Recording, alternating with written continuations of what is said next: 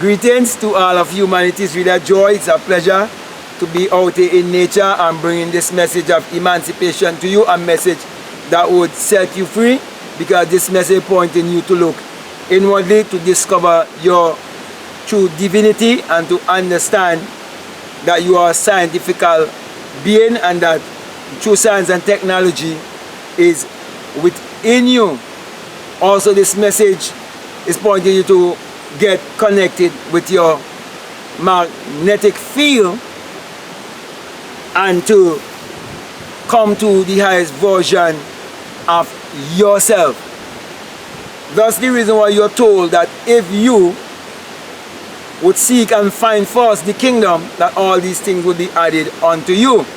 That's the reason why I want to speak to you concerning Abdullah, my ancestor, who taught Neville Goddard the law of attraction. Now, many who are gullible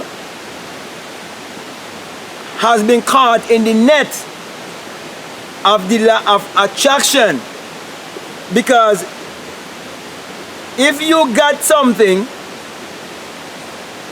that has been given with a motive to bring into a place or a mindset of mentalism,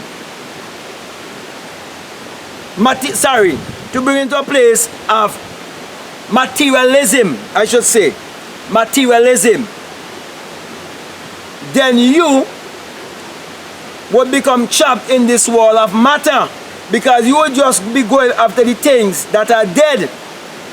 You will be going over, you will be chasing after dead matter, while you will be saying, well, yes, the law of attraction do works.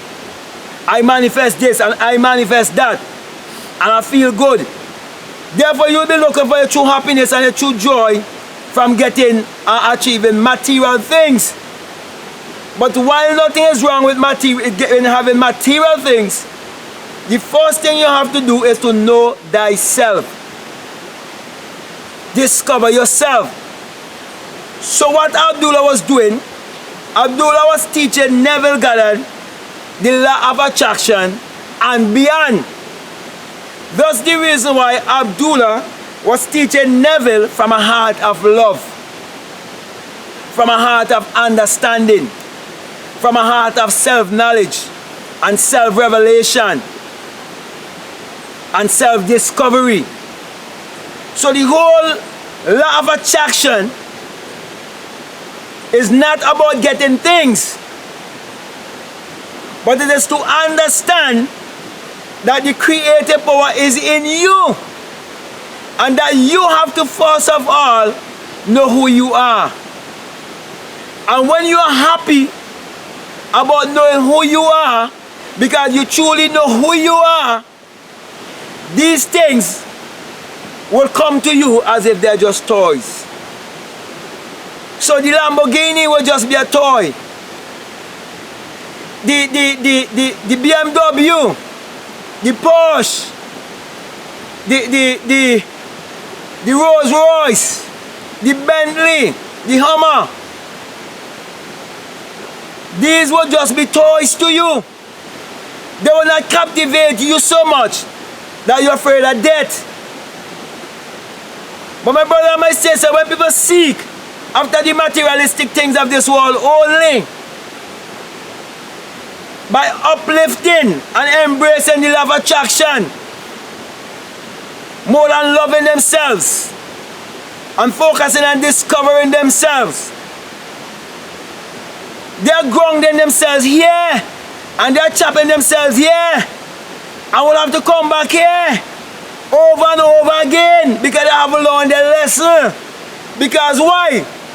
The universal question of life is, who am I? It doesn't matter what is your complexion.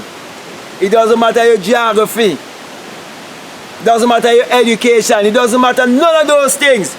Every person that ever exists have to ask themselves, who am I? And when the answer comes, it have to be, I am. I am that I am. I am whatever. I am. It have to be, I am that I am, which means I am whatever I believe myself to be. For as a man thinketh in his heart, so is he.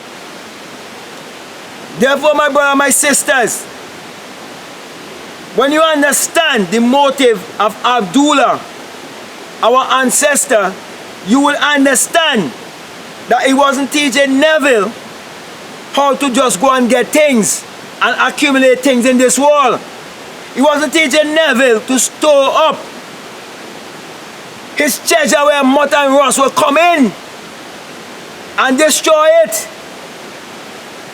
but to store up treasures within by knowing thyself. Was teaching him how to come to self-discovery, self-revelation, self-knowledge, and how to bring the message of self-knowledge and self-revelation to humanity. But he had to do it through a demonstration of teaching him the law of attraction. So many been caught up with the secret, but the secret didn't tell you everything. Even when they told you that he refused to be a part of the law of attraction because he know that's not the right way. He know that's not the whole truth. Because he know that there are more laws. And you have to allow yourself to be governed by these laws. Because all of humanity and the universe is governed by these laws. So my brother and my sisters, I'm so glad that I had an ancestor by the name of Abdullah who understand what it means to have true love. Who knew that there's nothing greater than the energy of love. And that love is what we have to give to all of humanity. That's the reason why when I speak, it has nothing to do with my English. It doesn't have nothing to do with how well I can speak. Because if you listen to me, you know that I'm not an intellectual. And I'm so glad that my greatest teacher is nature and my experience. I'm so glad to know that I have an inside teacher, which is my intuition. That's the reason why I can reach out to all of humanity, because I've learned to look inwardly before I look outwardly to gain as much money and as much wealth and as much material things. So my brother and my sisters, nothing is wrong with the law of attraction. But first of all, learn the law of knowing thyself. Learn the greatest law first.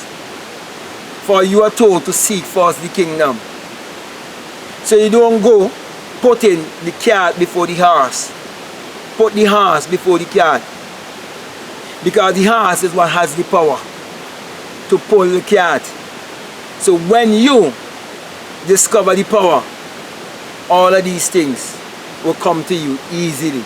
That's the reason why I would join with Brother Proctor and say, money comes to me easily and effortlessly in avalanches of abundance. Because why? I know who I am. And I know money is not my master. And I'm not a slave to money. Money is my slave. And I am the master of money. Because I've learned that the first thing I have to do is look inwardly and discover my divinity. So with that being said, my brothers and my sisters, my encouragement to you is to look inwardly, to discover your true self before you chase after money, before you chase after the secret, before you chase after the law of attraction, before you boast and brag about your manifestation, because it's all dead things. So with that being said, I want to ask those of you whom this message has been resonating with to share this message if you believe that this message needs sharing to all of humanity. And if you're listening to me for the first time and you haven't subscribed as yet, I'm encouraging you to subscribe, or you can like, or you can even comment. Now this message I bring to you is the single eye message of self-realization, of which Matthew 6:22 tells you, if your eyes be single, your whole body will be full of light. And when you have the experience, you will bust your crown chakra and you put your hand on your crown chakra just like me. And you will say that this experience is the rising of the S-U-N in a S-O-N, and that it is the dawning of a new day in your life. And that without the Son there is no life and there is no light. They tell you without Jesus Christ there is no Son. They told you without Jesus Christ there is no life and there is no light. Which one are you going to believe? Are you going to believe in a power outside of yourself? Are you going to look outwardly? When Luke 17:21 tells you not to look outwardly, let no man tell you lo here, lo there, but the kingdom of God is within you. So when you understand the kingdom of God is within you and you have the experience, you will also come to realize that without the human imagination there isn't anything made that was made, and without the Son there's no life and there's no light, and that the Son parallels the human imagination and the human imagination parallels the Son, and that the Son powers the earth and all of humanity. Therefore, my brothers and my sisters, as I encourage you to look inwardly, I also encourage you to use your mind power to achieve your every desire. But first of all, know thyself. So that be said, I say peace, love you all, I'm out.